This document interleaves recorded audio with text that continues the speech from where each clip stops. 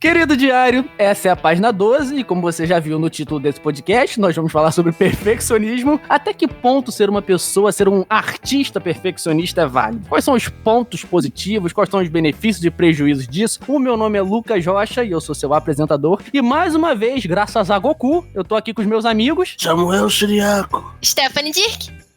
E ficou mutado, Checker. Lucas Checker. Isso aqui já é um trabalho de não ficar ligado na perfeição, a gente deixa fluir. Volta tudo. Voltar nada, vai manter, porque você, ouvinte, tá entrando no diário de um artista. Aí uma definição sobre o que é perfeccionismo eu encontrei no canal do Átila. A gente tá com uma bibliografia um pouquinho extensa aqui nesse podcast, quer dizer, não tanto extensa, mas tá tudo na descrição aqui, você pode sempre olhar para querer se aprofundar e estudar. E a definição que o Átila deu no canal do Nerdologia foi: perfeccionismo é um traço de personalidade de quem tende a buscar sempre um padrão de desempenho sem falhas, que muitas vezes vem com um julgamento bem crítico de si mesmo e com a preocupação com o julgamento dos outros. O que vocês acham disso? Vocês são pessoas perfeccionistas? Eu sou perfeito, então o resto se dá. Bora, né? Acabou o podcast, acabou. Isso aí pro final. E aí, vocês são? Cara, sim, acho que todo mundo é em algum ponto, sabe? Tem um artigo que a gente leu e tudo mais, aliás, vai estar aqui na descrição. É um artigo da BBC, muito bom mesmo. Sim, do Babacá. Meu Deus do céu. Existem 3 tipos de perfeccionismo, né? Na verdade, são 2 tipos, mas um é dividido em 3 partes e o outro em 2. O que é dividido em 3 partes é o perfeccionismo autodirigido, que é quando você se cobra por muita coisa, que é o que a gente mais vê, né? Com pessoas que acabam sofrendo por depressão, ansiedade e tudo mais, até pensamentos suicidas, que acontecem muito. Por isso que a gente toma cuidado, tem que passar a tomar cuidado onde vai encaixar essa palavra. Tem o perfeccionismo prescrito socialmente, que é quando outras pessoas te cobram pra você fazer uma coisa, né? Ou um grupo e que bota uma pressão ali, sabe, que prejudica mentalmente a pessoa, uma coisa muito séria e que a gente... Você falou 2 aí que era Death Certo, 2, tá ligado? E o terceiro é o perfeccionismo dirigido a outros, que é quando você impõe a outra pessoa uma cobrança que gera uma pressão que vai prejudicar a pessoa e isso consequentemente pode te prejudicar ou te beneficiar, mas em consequência a pessoa vai estar destruída, que é, por exemplo, sei lá, você é um chefe abusivo que quer se aproveitar disso, da pessoa, da sensibilidade dela, fazer com que ela faça um relatório perfeito. E a pessoa vai, por ser ansiosa, por estar com esse problema ali, vai fazer isso, porque ela sente que é a responsabilidade máxima dela. É tipo se você recebe um negócio, mas você desconsidera tudo que a pessoa fez porque você não considera aquilo perfeito. Aí você fala, essa pessoa devia ter feito tão bem quanto eu faço, ter se esforçado mesmo que eu, então isso é um perfeccionismo que você aplica pros outros. Manda a pessoa fazer. Pô, destrói a pessoa, né? Entendeu? Então você se beneficiar em cima de outras pessoas. O meio que segundo tópico são os 2 tipos de perfeccionismo, né? Meio que o positivo e o negativo. Que o positivo é o adaptativo, é o perfeccionismo que a gente tá falando do foco e tudo mais, se você tem pra você fazer bem alguma coisa e você tá satisfeito com o resultado. E o perfeccionismo mal adaptativo, onde acontece todo o problema. Se ficou um pouquinho confuso pra você, no vídeo do Átila ele utiliza também umas imagens pra explicar isso, fica um pouquinho mais claro, mas a gente precisa trazer esses assuntos aqui antes pra te dar uma base de tudo que a gente vai falar. Pô, a explicação muito foda, mas tem uma parte que, tipo assim, super entendo que é com base científica, o pessoal explica, mas esse perfeccionismo adaptável, eu acho que é uma coisa tão normal nossa, tipo assim, se a gente gosta de uma coisa, a gente vai fazer bem e é porque a gente gosta, sabe? Não sei se eu chamaria tudo que a gente faz bem de perfeccionismo. Tem coisas que a gente faz bem porque a gente faz bem, seria faz benismo, sei lá. Não sei, mas puxando uma parada que eu tinha visto, né, pesquisando e tal, mas eu não lembro o site que eu vi, eu posso até depois ver e colocar na biografia, mas eu tava analisando sobre como as empresas veem o perfeccionismo, né, diferente das áreas que estudam perfeccionismo nos males negativos do corpo. Então, tipo assim, teve um vídeo de uma menina falando que perfeccionismo, né, é bom porque a gente entrega as coisas legais, entrega as coisas muito perfeitas e tal, a gente dá o melhor de si. E quando ela falou das partes negativas, eu pensei que ela ia falar que causa ansiedade, causa depressão, causa julgamento. Ela falou assim, o ruim do perfeccionista é que ele faz um trabalho tão bom que ele demora muito pra entregar, então ele entrega fora do prazo. Eita! O ruim do perfeccionismo é porque ele entrega fora do prazo. Beleza, o cara querendo se matar não é ruim não, não, pô, tá me entregando, né, bem. Então eu achei isso, assim, surreal, como a gente trata o perfeccionismo em determinados lugares, sabe? Eu acho muito louco, porque, tipo, eu não sou uma pessoa perfeccionista, mas em alguns pontos parece que isso fica um pouco mais aflorado do que em outros. Dando um exemplo qualquer, quando eu trabalhava de telemarketing, é um exemplo bom. Eu gosto de fazer as coisas, na moral, direitinho, pô, focado no que eu tô fazendo ali. Só que no telemarketing, qualquer coisa ali me dava vontade de sumir, me dava vontade de não querer aparecer mais. Porém, eu trabalhava como deveria ser, porque eu fui contratado para aquilo. Quando vamos jogar pro teatro, que é onde eu gosto e onde eu me sinto bem, cara, se eu não fizer uma parada que minimamente, assim, não esteja incrível, eu, às vezes, eu nem envio. Eu faço um curso de audiovisual, onde volta e meia a gente precisa se gravar e enviar pro professor. É interpretação audiovisual, né? É interpretação audiovisual, só que o nome do curso é audiovisual, por isso que eu falei. Aí, eu tenho que me gravar e enviar o vídeo. Esses dias eu cheguei 5 horas da tarde, tomei meu café e comecei de 5h30 até 10h15 tentando gravar os vídeos e nada ficou perfeito, nada ficou do jeito que eu queria. Eu desisti de enviar o vídeo, não tava indo, simplesmente não ia. Ok que também tiveram alguns outros problemas que isso ainda mais deixa a pessoa puta com o que ela tá tentando fazer. Se você mesmo não tá conseguindo ficar bem com o que você tá tentando fazer, imagina quando tem algum tipo de problema externo que não tá no seu controle. Cara, eu dormi triste, eu acordei desanimado, eu trabalhei desanimado, eu cheguei desanimado, eu gravei desanimado e só me animei porque eu gravei as 3 versões de um jeito que eu gostei de assistir. E aí eu fui dormir feliz.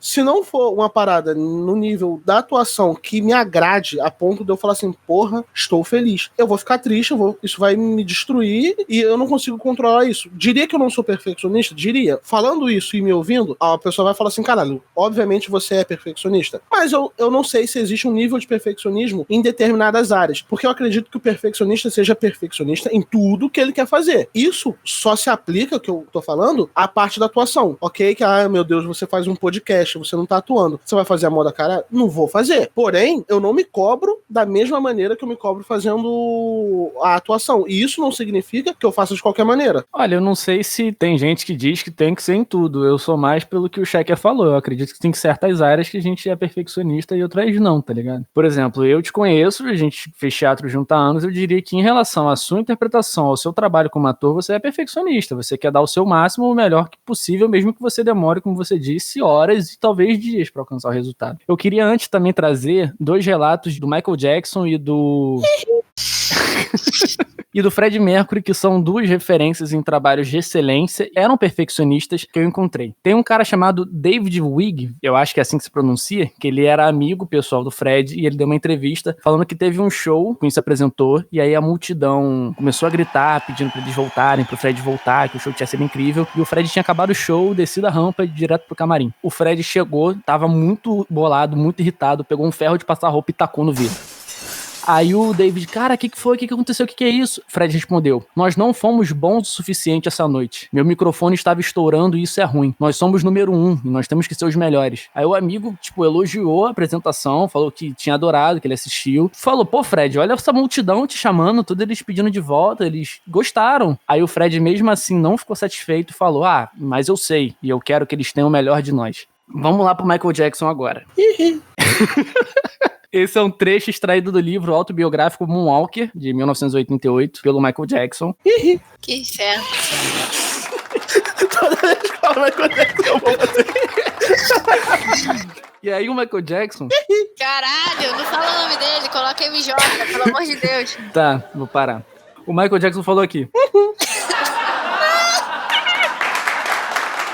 Por que demorou tanto tempo para fazer Bad? A resposta é que Quincy e eu decidimos que este álbum deveria estar tão próximo da perfeição quanto humanamente possível. Um perfeccionista tem que tomar seu tempo. Ele forma e ele molda e ele esculpe aquela coisa até que fique perfeito. Ele não pode deixar ir antes que esteja satisfeito. Ele não pode. Se isso não está certo, você joga fora e faz tudo de novo. Você trabalha aquela coisa até que esteja apenas certo. Quando está tão perfeito quanto você pode fazê-lo, você apresenta. Realmente, você tem de fazê-lo onde está apenas certo, que é o segredo. Essa é a diferença entre um disco número 30 e um disco número 1, que permanece o número 1 por semanas. Tem que ser bom. Se for, ele fica lá em cima e todo mundo se pergunta quando vai cair. Eu tento colocar qualidade na minha música. As pessoas não vão sair de casa para comprar sucata. Se você vai a uma loja de discos, coloca seu dinheiro no balcão, você tem que gostar do que irá comprar. Muito bom, muito bom. E esse aí, acho que é um exemplo do perfeccionismo adaptativo, porque ele chegou num ponto de deixar tão bom e aceitar que tá bom. Será? Bom, se ele lançou, tipo assim, é por isso que eu acho que é bem subjetivo, de pessoa pra pessoa. Mas ao meu ver, é o adaptativo, porque ele chegou num ponto, exigiu muito, lógico, chegou num ponto bom, tipo, lançou, e o mal adaptativo é aquele que a perfeição estaria mais distante. Cada vez que ele se aproxima mais distante a perfeição que ele procura vai estar. Se você for parar pra analisar, em questão de músico assim, quem curte rap sabe. O Marechal tá há quantos anos pra lançar um disco? E ele mesmo diz: eu lanço um som por ano, mas tu não fica uma semana sem ouvir. O cara não tem um CD desde que ele saiu do grupo que ele fazia parte, e todo ano alguém diz: nossa, esse ano é o ano do CD do Marechal. E não sai, e não sai, e não sai. Isso significa alguma coisa. Acredito que o CD não está a nível que o Marechal acredita que esteja para o nome dele. Não está no nível perfeito. Por isso que ele demora tanto tempo. Eu acredito que o Michael Jackson tenha se adaptado e entendido qual era a perfeição, entre aspas, dele. Por isso ele lançou. É porque eu não acredito que algo só se torne adaptativo só porque a pessoa lançou. Eu acho que não é bem isso. Tipo, ele lançou, então tá vendo? Isso é um perfeccionismo adaptativo. Não acho que seja assim, não. Eu acho que eu entendi o ponto do Checker, porque ela é ou não adaptativa, ela nunca chega à perfeição. Ou seja, se você é perfeccionista e só vai lançar uma parada se você chegar à perfeição, você não vai lançar aquilo, porque nunca vai chegar, entendeu? Isso que foi o ponto que ele falou. Então, se chegou na perfeição e ele lançou, quer dizer que atingiu as expectativas dele ou ele largou de mão. E o largar de mão é bem difícil pra um perfeccionista. Então, tipo, se ele lançou uma parada, ele foi perfeccionista ao ponto de ver que aquilo era perfeito pra ele. E pra você enxergar que uma parada perfeita, tem que ter autoestima bem boa. Mas eu me olho no espelho. Michael Jackson. Eu sempre entendi esses caras, eu sempre falei assim, não, cara, vocês querem fazer o máximo que vocês podem entregar, nem que vocês levem muito mais tempo do que outras pessoas normalmente esperam. Por exemplo, eu fiz uma foto recentemente no meu Instagram que era a reprodução do Molière, que é um dos maiores escritores cômicos da história. Eu fiz uma primeira sessão de fotos, eu pedi pro meu pai me ajudar. Eu, que já estudei muita fotografia, eu consegui ver pontos que não estavam batendo de acordo com a referência. Eu queria realmente reproduzir a mesma pose, no mesmo enquadramento. Só que como eu não tava me vendo na câmera, eu não conseguia me dirigir bem, não sabia onde é que botava meu braço, porque meu pai tava com o telefone na mão dele. E aí, quando eu fiz a primeira sessão e eu trouxe as imagens pro computador, gente, mas eu fiquei tão frustrado, eu fiquei num puto demais. E quem me segue no Instagram viu que eu tava reclamando, falando, mano, como é que algumas pessoas não veem? Tipo, eu tô vendo que tá claro que era só botar o braço mais pra cá, podiam me dirigir. O que o Samuel tá fazendo ali? Eu tô te imitando. Mímica. Ah, tá, obrigado. Que você tá ouvindo, o Samuel é retardado. Se você tá vendo pelo YouTube, você consegue comprovar isso. E aí eu fiquei muito bolado, tipo, sério, isso durou 1 hora por aí, e aí depois eu respirei, botei a cabeça no lugar, that was she said. E aí eu fui fazer o segundo ensaio, aí eu sentei com meu pai. That was she said. Não, cara, aí não.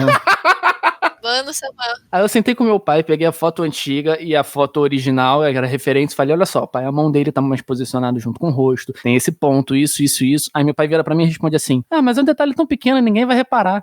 Aí eu contei até 1000 e respirei fundo de novo. Aí eu falei, pai, mas a questão não é que os outros vão reparar ou não. Eu tô fazendo isso aqui pra mim e por mim. Os outros vão ver depois, é uma consequência, mas eu vou estar vendo, eu sei. Isso é importante pra mim. Eu quero que fique perfeito por causa de mim. Isso foi uma coisa que sempre bateu em interpretação de teatro, porque eu e o Samuel a gente sempre ouvia, não, porque o teatro é pro outro, a arte é pro outro, você tem que fazer pro público, que não sei o quê. Sendo que, cara, eu sempre pensei o contrário, mano. Eu faço isso aqui pra mim. Se eu não achar bom, eu não vou querer apresentar e eu não vou querer fazer. Não tem isso, é só pro público. Mano, essa aqui é minha arte. Eu tô apresentando pra vocês, público. Vocês estão aqui comigo querendo ver o meu trabalho. Calma aí, eu não sou 100% servidão só a vocês. Tamo junto aqui na parada, mano. Mas se vocês têm que gostar, eu também. Não é só um lado, tá ligado? Sim. E aí, enfim, aí depois de trabalhar isso, mais vários cliques, o meu pai já tá bom, Lucas. Eu não, pai, vamos lá. E aí depois eu consegui fazer a foto. Você pode ir no meu perfil, Lucas Rocha Ator, e ver a foto lá que eu super gostei. Ô, Lucas, eu acho que uma das maiores frustrações de um perfeccionista é se basear no outro como perfeição. Me deu uma ideia aqui que você, por mais que você tenha seus lados perfeccionistas, você tinha um alvo pra você conseguir, que era a foto do mulher, certo? A pintura dele. Então você tinha um alvo pra você ser perfeito naquilo. Você teve o alvo, conseguiu recriar, ficou o mais próximo possível, claro que não vai ficar 100% que você não é ele, então sim, não tem como. Eu não sou uma pintura, né? Mas às vezes tem muitas pessoas que, saindo dessa área que você queria mesmo imitar, entre aspas, tem gente que coloca o perfeccionismo no trabalho dos outros. Por exemplo, vocês mesmos que são atores. Eu converso converso com vocês todos os dias, às vezes, pelo Discord. Eu sei. Coitado de você. Gente. Eu não queria ficar numa cal com o Samuel e com o Lucas. Nossa, vocês estão, olha, jogando LOL ainda. Puta que pariu. Caraca. É mistura de raiva e piada, Eu toda só hora. aprendo palavrão, cara. Muito bom. Vários palavrões saíram dessa escala. Mas aí, voltando a falar, eu sei que muitas vezes eu já vi surtos, tanto de Samuel até do Lucas, analisando como os outros os atores são, sem analisar aonde que vocês estão ainda e aonde os atores estão. Tipo assim, os caras têm uma vida de experiência, vocês estão no máximo 7 anos, 8 anos de teatro. Aí ficam analisando o perfeccionismo. Caraca, meu trabalho tá muito ruim, porque o Al Pacino atua assim, assim, assim. A referência que o moleque manda, né, mano? Aí eu fico, A gente vendo o cara do Poderoso Chefão, como é que é o nome dele? Steve Carell. Do Poderoso Chefão. Ah, dando bem. meu Deus. Eu confundi. Eu pensei no Todo Poderoso, cada palavra. O Marlon Brando. Marlon Brando, a gente vendo os filmes do Marlon Brando aí. Mas é isso, cara. Eu acho que o perfeccionismo hoje em dia ele tá muito forte por causa desse negócio de se basear no trabalho dos outros como perfeito. Né? A gente tem Instagram. A gente tem gente que se baseia no trabalho, corpo, foto, edição. E a gente fica colocando que aquilo é perfeito, que o nosso não é perfeito. Só que a gente provavelmente pode chegar até onde que eles estão, mas a gente tem as nossas características. Se a gente começar a se basear pelos outros como perfeito, a gente nunca vai ficar feliz, porque não é a gente, são os outros. É sempre o equilíbrio, né? Do que a gente sempre muito fala aqui no podcast. Você tem que ter referências. Tenha referências pra criar suas coisas, vai te ajudar. Só que aí também a gente tem a referência, mas aí começa a se comparar com a referência. Aí tem que ter um equilíbrio nesse bagulho. Tu tem que gostar do que ele faz, mas não fazer que nem ele, sei lá. No artigo que a gente leu, disse, por exemplo, a respeito de crianças, né? Muitos pais não parabenizam esforços, por exemplo, de crianças, mas só acertos. Só que a gente sabe que o acerto, às vezes, é a menor parte que vai acontecer, cara. Então é você, tipo, dar auxílio, mostrar que errar é normal, é comum, e vai acontecer muito. Todo mundo, a vida toda, é como se você quisesse moldar alguém, sabe, um ser perfeito que nunca mais vai errar na vida. Como eu já diria, né? O poeta, né? Todo mundo erra. Todo mundo erra sempre. Todo mundo vai errar. Olha o Muito delay bom. mental de todo mundo. Na reportagem da BBC, Babaca. é da Amanda Ruggeri. Eu não sei se assim se pronuncia, tá? Mas Amanda, ficou muito bom, tá? Tá de parabéns. It's very good. Eu peguei umas paradas que ela falou aqui, que explica tudo que a gente falou aqui, cara. Muitos atributos que com frequência chamamos de perfeccionismo saudável, como a busca pela excelência, não são de fato perfeccionismo. Segundo especialistas, trata-se apenas da conscienciosidade. Conscienciosidade é o traço de personalidade de ser cuidadoso, meticuloso, de querer executar bem uma tarefa e levar a sério as obrigações com os outros. É o que a Stephanie tava falando. Não acho que você simplesmente querer fazer bem é um perfeccionismo. E segundo o que a Amanda falou, de fato não. Isso é conscienciosidade. Palavra difícil, mano. Podiam ter feito uma muito mais simples. Eu prefiro falar fez benismo. Sei lá. É porque, tipo, vem do fato de você ter consciência. É daí que vem a palavra. Só que ficou muito difícil de falar. E aí, seguindo, o perfeccionismo, segundo os especialistas, não é definido pelo estabelecimento de metas elevadas ou pelo grau de empenho no trabalho. Perfeccionismo é aquela voz crítica interior. O exemplo é um aluno que estuda bastante e recebe uma nota ruim. Se ele fala, putz, tô decepcionado, mas tá Mac. Não que escreveram tá Mac, né? Eu que tô falando aqui, imagina um artigo científico lá, tá Mac. Aí o cara fala, não, tá Mac, eu ainda sou bom de uma maneira geral. Aí é saudável. Mas se ele pensa, eu sou um fracasso, eu não sou bom o suficiente, aí é perfeccionismo. É aquela voz crítica interior. Sabotagem. Tefinha aí com as notas dela na faculdade. No começo da faculdade, foi essa quebra que aconteceu comigo, porque eu vinha de um ensino médio que eu só tirava notão. Tu chega na faculdade, meu primeiro 6 na média, eu falei, meu Deus, vou abandonar a faculdade, vou fazer qualquer coisa. Eu não quero mais fazer a faculdade, tirei um 6. Só que eu tirei várias notas boas e eu aprendi a matéria. Por mais que eu tenha ido mal na prova, mas eu sabia a matéria. Que esse é o mais importante, só que a sociedade não valoriza. Pois é. Nem a sociedade, o sistema escolar, na verdade, desculpa. Eu nunca fui assim na escola, tipo, quando eu tirava uma nota 6, eu tava agradecendo. Não porque eu era extremamente idiota, não era isso. Porque muitas das vezes eu era expulso de sala por coisas básicas que eu fazia, como eu faço aqui o tempo todo, que é piada. Eu era expulso de sala muito por conta de piadas. Aqui mesmo a gente quer te expulsar toda hora. Exatamente. Então, tipo, eu não aprendi a matéria porque eu não tava em sala, e aí quando eu ia fazer a prova, minimamente, eu era aquele garoto expulso de sala, mas que estudava algumas horas antes da prova. Então eu conseguia tirar notas relativamente boas, cara. Eu conseguia tirar notas altas, quase não participando da aula, porque eu tava fora dela, né, sendo expulso. Mas quando eu tava dentro de sala, eu conseguia aprender as paradas. Então, quando eu tirava um 6, eu falava, caralho, que incrível, eu tirei 6, mano, olha só. Cara, quando eu tirava um 9, eu falava, o que é isso? A professora tá com pena de mim, né? Muitas das vezes eu tirava os 2 primeiros bimestres pra estudar, porque eu sabia que dali em diante era várzea. Eu ia ser expulso, tá ligado? Deixa eu terminar de falar da história da faculdade. Calma. Aí eu falei, surtei. Fiquei uma semana sem aparecer na faculdade, praticamente. Por causa de um 6. Era final de semestre, cara. Eu só ia pra faculdade pra falar com meus amigos. Aí o que eu fui fazer? Eu fui buscar auxílio psicológico, né? Porque eu tava bem surtada. Aí eu comecei a trabalhar isso, ver que a gente erra. Tem matérias que a gente vai se dar mal mesmo, porque a gente não é uma máquina de construir cálculo e fazer debate sociológico na mesma cabeça. Tipo, na mesma hora. Porque eu tinha aulas assim. Eu tinha sociologia um dia e matemática financeira no outro. E depois cálculo 1, e depois economia. Então, tipo assim, era muito assunto pra ligar.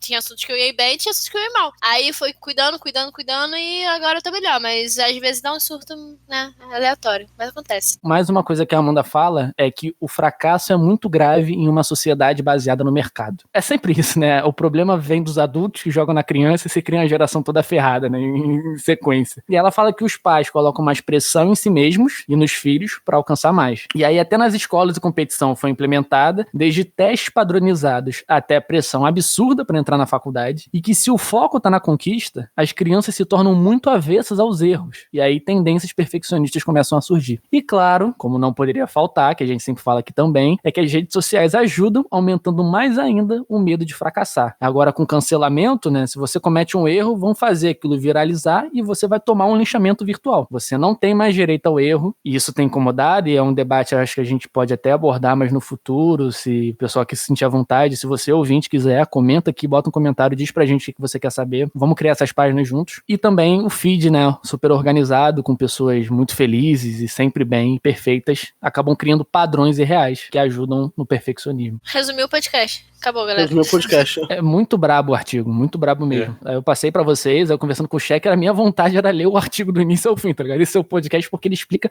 de onde vem o problema, como se desenvolve uma possível solução. Isso é muito da hora. Eu vou ler só o finalzinho aqui do artigo, porque fecha muito bem essa ideia, que ela fala de como a gente pode lidar com isso, eu acho maravilhoso. Tratar o perfeccionismo pode ser particularmente desafiador. Você pode orientar alguém a ter mais autocompaixão em uma sessão de terapia. Mas se a pessoa volta ao trabalho, digamos, com o mesmo chefe exigente e o mesmo comportamento arraigado, muitos avanços podem ir por água abaixo. E existe, é claro, aquela crença generalizada e errônea de que ser perfeccionista nos torna melhores funcionários, pais ou atletas. A parte difícil do perfeccionismo e o que diferencia da depressão ou ansiedade é que muitas vezes as pessoas o valorizam. Se temos ansiedade ou depressão, não enaltecemos esses sintomas. Queremos nos livrar deles. Quando vemos uma pessoa perfeccionista, ela muitas vezes pode hesitar em relação à mudança. Muitos dizem que traz benefícios a eles. Egan ajuda os pacientes a provarem para si mesmos que não é o caso. Se alguém diz, por exemplo, que precisa trabalhar de casa 3 horas a mais todas as noites para ser bom no que faz, ela sugere experimentar não fazer isso por uma semana.